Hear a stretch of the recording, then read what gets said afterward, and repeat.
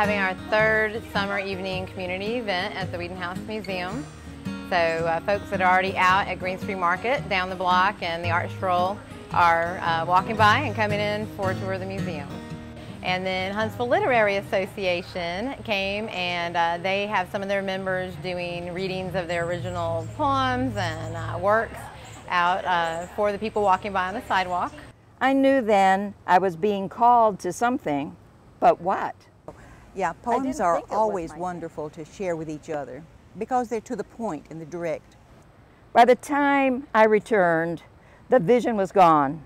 And I stayed the night looking in one corner and then the next, and I asked, are they barbaric or strange or nightmare creatures? And what primitive slime did they come from or go to, and will they return? Let them return. A lot of people come and visit because they want to see the architecture of a 1819 Federal style home. This is an opportunity for people to come in, and it's kind of a teaser tour. You don't get a lot of the details, and we do a pretty fascinating tour here, but they get to see the artwork of Maria Howard Weeden.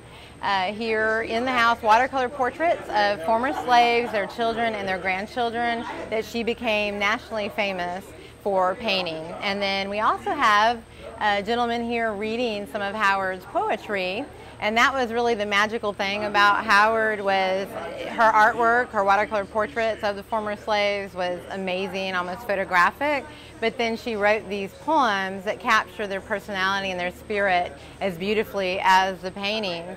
And so we've got a gentleman here who is reading some of those poems for people to get a sampling of the stories of the people Howard had known. In a lot of cases, their household had had slaves prior to the Civil War, so she had known a lot of people she painted from the time when they actually were slaves.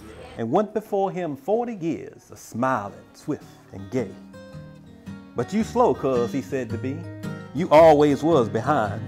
Come on. And with that word he went and left his hand in mine.